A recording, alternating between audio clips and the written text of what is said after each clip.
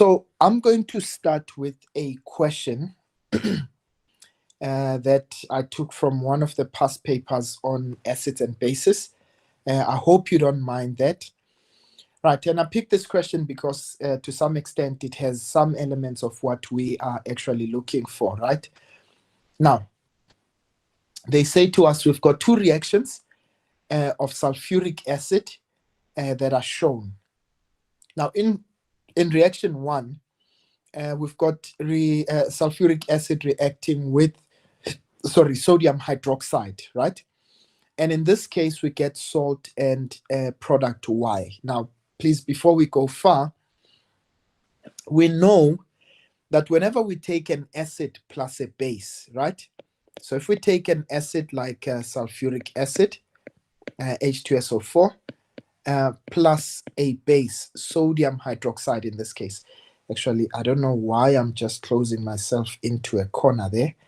Let me just try and get... yeah, man. Hey, yes, this thing sometimes just misbehaves. Okay, so what we do is we know that an acid plus a base will always give us a salt plus water. Okay, so in this particular case, the acid that we have is H2SO4, which is sulfuric acid, and they give us a base, which is sodium hydroxide. Now, the salt that we would form in this case would be sodium sulfate. Now, I want you to please note that sodium has got an ionization number or an oxidation number of +1, whereas if you look at sulfate, it has an oxidation number of 2-, and that's why it takes two hydrogens, right? So, meaning on the other side, I'm going to have Na2, I need 2 sodiums for 1 sulfate, okay, plus H2O. So we need to make sure that this reaction is balanced, right? Sorry.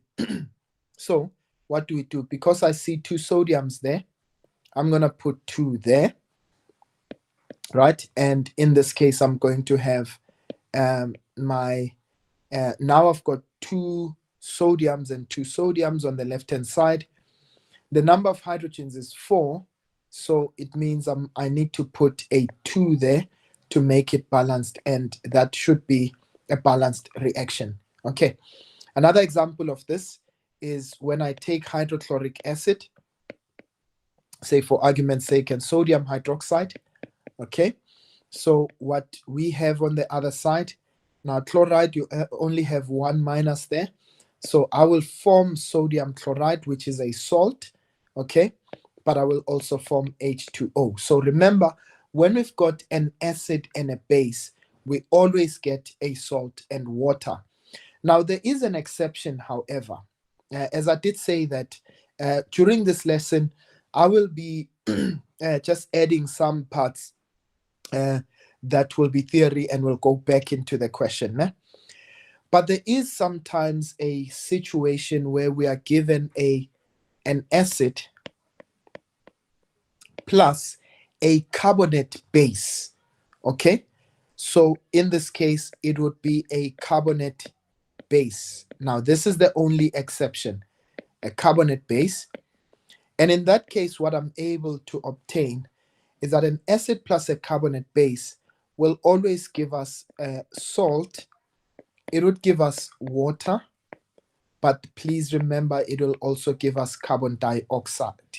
Okay, so please keep that in mind. And the example of that is, for argument's sake, if I take hydrochloric acid and I react that with calcium carbonate, okay, what I will form there would be calcium chloride, okay, CaCl2, because calcium has got a 2-, and in this case I would form water, but I'd also form carbon dioxide. So in this case, just remember, acid and a base will always give us salt and water, but if it is a carbonate base, we will also get carbon dioxide as a product. Okay, Right, so please keep that in mind, ladies and gents. Ne? Right, so we've written reaction 1. So we realize this would be salt X, and product Y, in this case, would be obviously water. Right, now let's go to the next question. Reaction 2, what they do is they take sulfuric acid and they react it with water. And in this case, we form an ampholyte. We're going to talk about the ampholyte part of it. And in this case, plus H3O.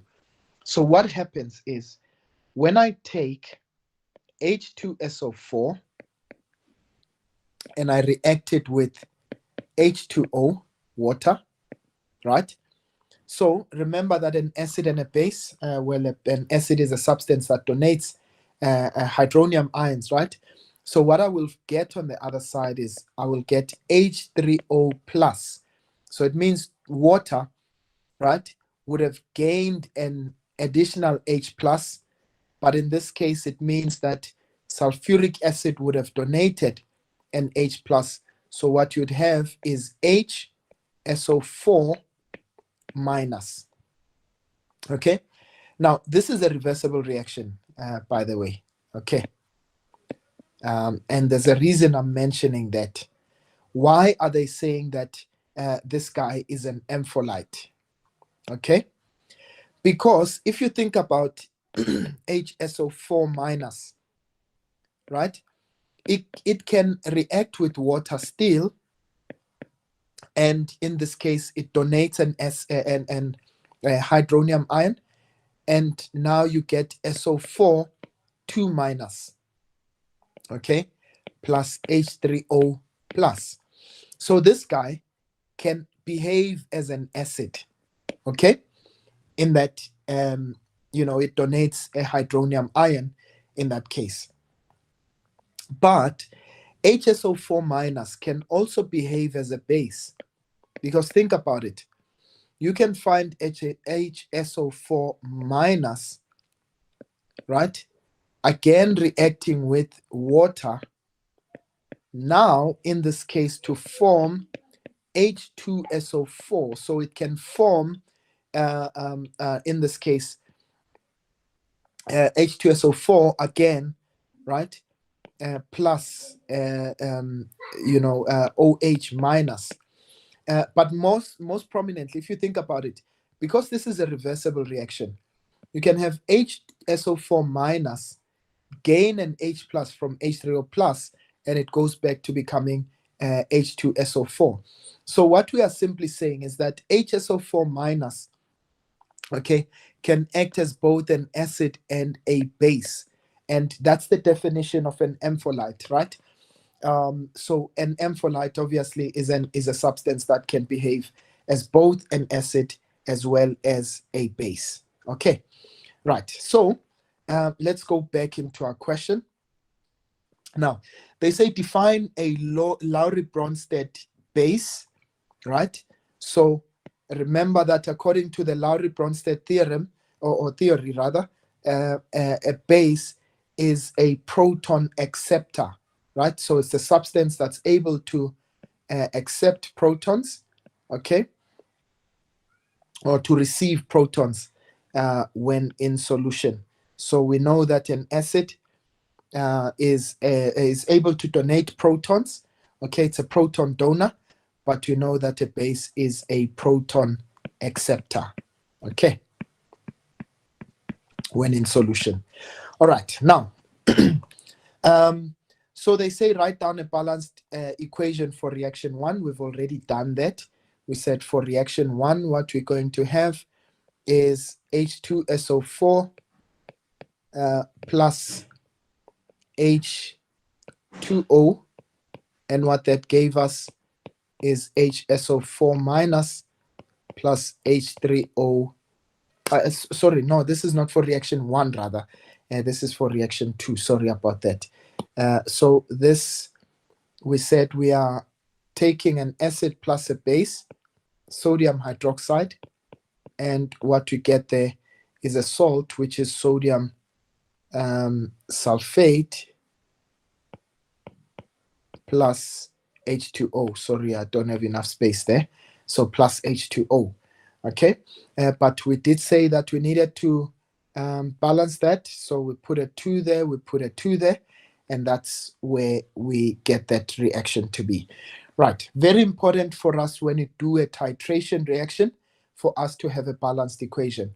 Why? Because remember, we need those coefficients, right? That 1 and 2 there. We will need it to calculate when we have a titration reaction. All right, now they say write down rather the name of the salt represented by X. Okay, the name would be sodium. We call it sodium sulfate. Okay, right, and then secondly, or rather fourthly rather, they say write down the formula of ampholite A. Okay, so the formula, you remember we touched on it there. We said once we react it with water, right, we're going to form that HSO4 minus guy, right, in that case. So the formula of A would be HSO4 minus. Okay, please remind me to send all of these questions once we are done into the group so that you are able to go through them on your own. All right. Now, they say to you, write down the formulae of the two conjugate acid-base pairs in the reaction. Okay. Now, let me just go back to what we were saying about, that reaction there. So, if I take an acid and I react it with water, right? I want you to note there's something in particular that happens there. And what happens is that, okay, I want to just indicate that with a different color. Okay, so something happens there. And that something that happens is, now I want you to note H2SO4 starts as H2SO4. And what does it become on the other side? It becomes HSO4 minus, right? So what happened to H2SO4 to end up as HSO4 minus? It must have donated an H plus. So this guy, therefore, is the acid. Okay? Remember that an acid is a proton donor, right? And then, obviously, then it means that water would be the base. But we can prove that, right? Because H2O started as H2O. And what does it become on the other side? It becomes H3O plus. So what happens to H2O? What happened rather to H2O to become H3O plus? It must have gained an H plus. So this guy must actually be the base in that case. Okay. Right. Looking at the reverse reaction. Okay. H3O started as H3O plus. And what does it become on the other side? It becomes H2O. So in this case, what happened to H3O to become H2O? It must have donated an H plus. So this guy is, in this case, the acid over here. Okay? And by the way, obviously, if this one is the acid, so this one has to be the base. But I mean, think about it. HSO4 minus, that's its H2SO4, HSO4 minus. And what does it become? It becomes H2SO4 when it gets to the other side. Now, can I just say this? Whenever we are writing down the acid-base conjugate pairs, what you are going to do is you're going to always take the things that look the same, but the only difference is that the H plus. Okay, so look at this. What looks the same? This guy and that guy there. So that's a pair. HSO4.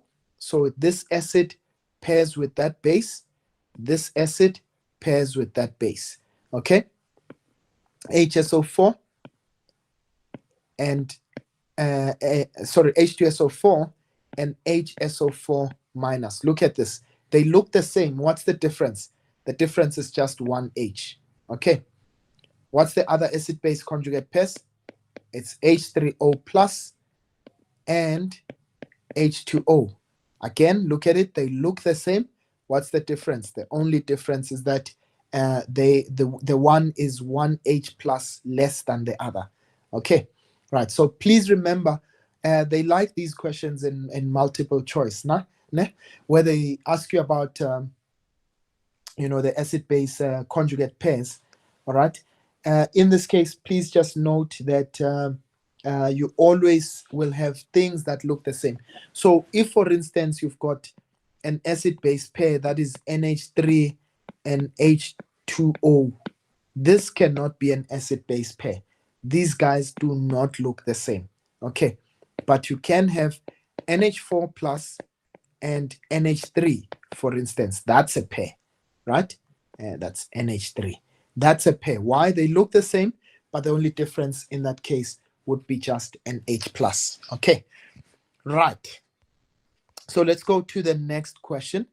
Now we're gonna go into some calculations, just based on the theory part first. Right. So they say we've got a solution. We've got 6 grams rather of sodium hydroxide in 500 cubic centimeters of water. So we're gonna go into stoichiometry, obviously, and just apply that in acids and bases. And by the way, I would strongly advise, if you really have not watched, the series on stoichiometry on the channel, please do so. It will really, really help you quite a lot in understanding these kind of questions. Okay. Right. Now, they say, first of all, this solution reacts with 10 grams of impure ammonium chloride, okay, according to that equation that we have. All right. Now, first of all, they say calculate the concentration of the sodium hydroxide solution. Okay, so we know that we're given the mass. Okay, you see why I wanted to actually just pull this down a little bit. I'm not sure why it's refusing to. Okay, there we go, finally. Right, okay, so we want to calculate in this case. So we know that we have the mass of sodium hydroxide, okay, and we've got the volume. So remember, how do I move from concentration to, from mass rather to concentration? When I use the formula, concentration is mass divided by molar mass multiplied by volume, right?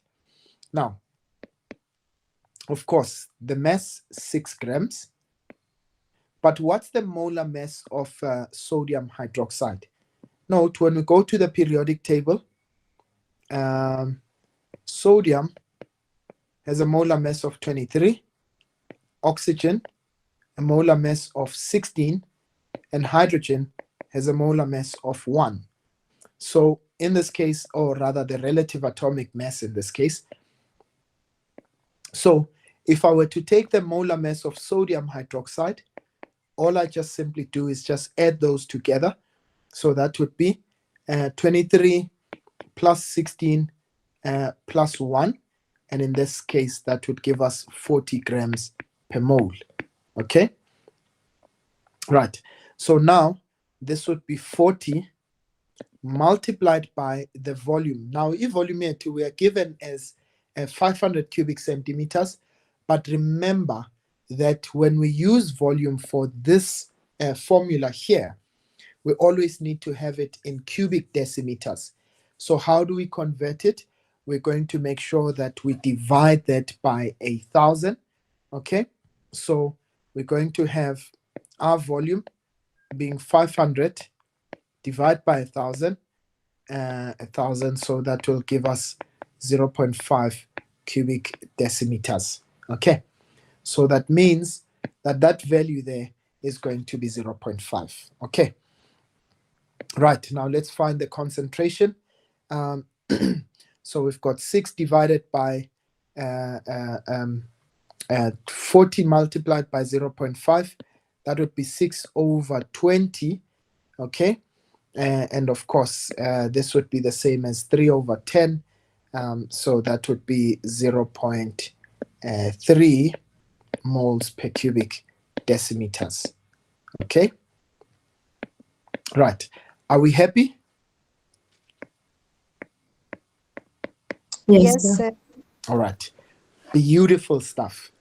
Now, they say to us we should calculate the impurity, the percentage impurity rather, of ammonium chloride.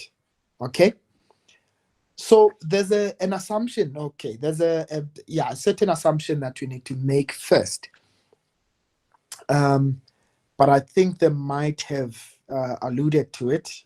No, they didn't. Okay. They say the solution that we prepared, we know the concentration of the solution, right? And in this case, they say the solution reacts completely with 10 grams of ammonium chloride according to the reaction below. Right. Now, I want you to note in this case, we want to then find out, okay, how much ammonium chloride actually reacted, okay? So which means, in this case, what they mean when they tell us that the reaction, or rather the solution reacted completely, it means that our sodium hydroxide solution was the one that was limiting the extent of the reaction, okay? So I want you to please follow me in what I'm going to do. Ne? So is it possible for me to find out the number of moles of the sodium hydroxide solution that reacted? Okay, right, and I'll tell you why. Because if I can find out the number of moles of sodium hydroxide, then it will tell me how many moles of ammonium chloride actually reacted. You with me, ne? So remember, when it comes to chemistry, I always say the number of moles are to chemistry what cups are to the kitchen. You know, when you're baking, you always, use cups for measuring, right? So in chemistry or in the kitchen, we convert to cups. In chemistry, we convert to moles. Okay. So I'm telling you the process that I'm going to be undertaking. So I am going to be taking the number of moles of sodium hydroxide, and I'm going to say, look, if I can find out how many moles of sodium hydroxide, because they reacted completely, it would tell me how many moles of ammonium chloride reacted. Okay? Why? Because I know their ratios. Their ratio for every one, I get one of that. Okay, so let's do that. Okay, so let me find out the number of moles of sodium hydroxide. So the number of moles of sodium hydroxide in this case is simply going to be, we know we've got concentration and volume. Okay, so I know in this case I've got 0.3 multiplied by 0.5. Okay, and that would give me 0.15, right, moles. So these are the moles of sodium hydroxide. Okay, now I will say, according to the reaction that I have, for every 1 mole, okay, of sodium hydroxide, I use 1 mole of ammonium chloride. Okay, so in this case, for every 1 there's 1. So for 0.15 moles of sodium hydroxide, how many will I use of ammonium chloride? Ladies and gents, are you still with me? Yes, sir. Okay, right. So in this case, I'm just using ratio and proportion. As I said, please, if you don't know or you don't recognize what I'm looking at, what I'm doing right now, please do yourself a favor. Immediately when we're done, go and look at my videos on YouTube on this particular segment of chemistry, right? So I'm going to say, look, all that I multiply are the coefficients. So I'm going to say I'm cross multiplying x multiplied by 1. Don't worry about everything else.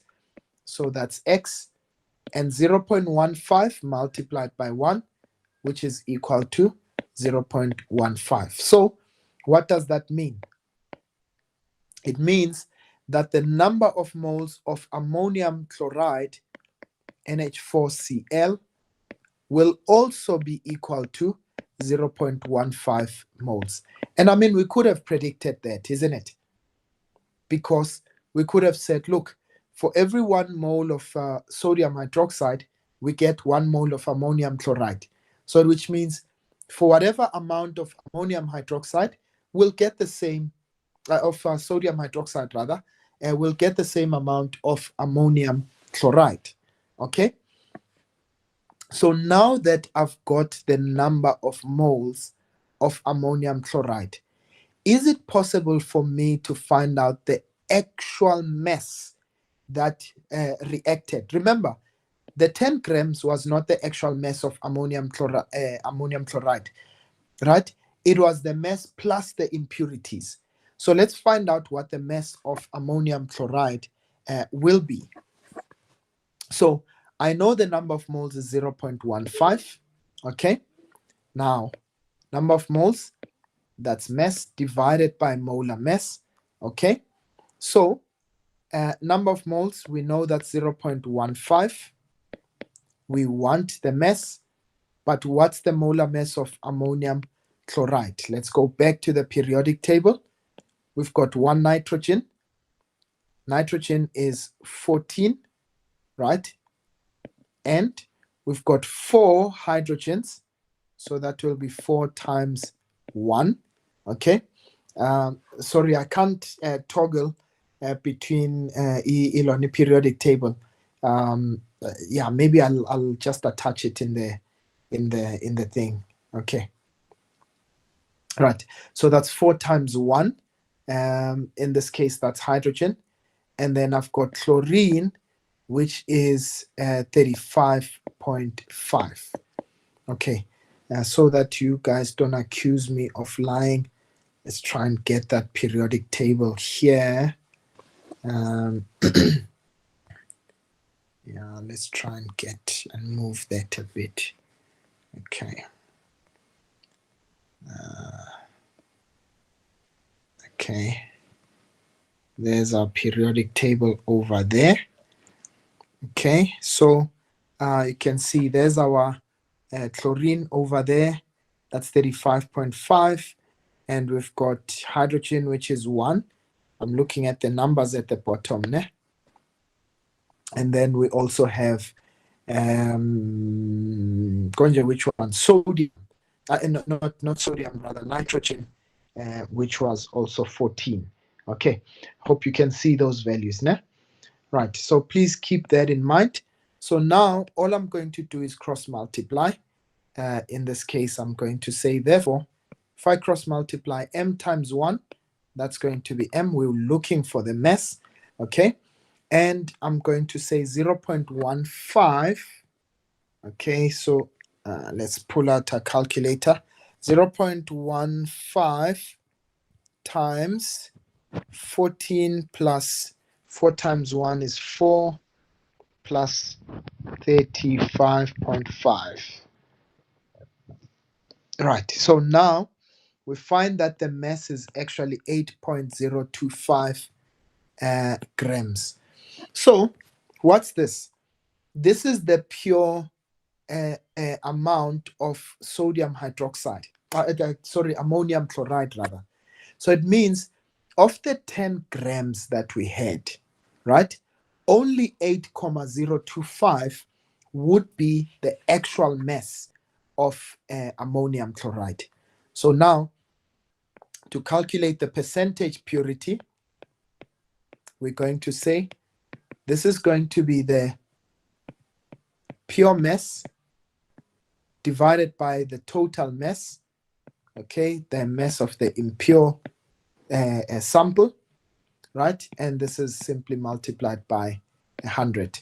So we're going to say 8.025 divided by 10, and you multiply that by 100. Okay.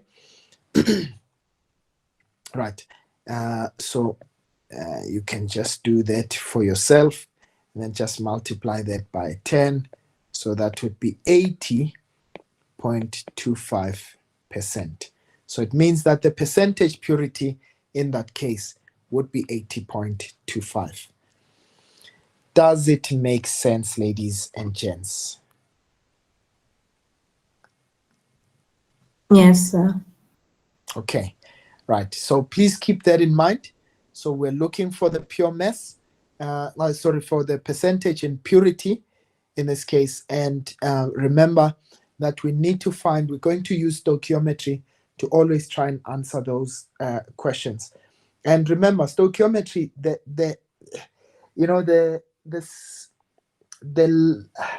what shall I call it?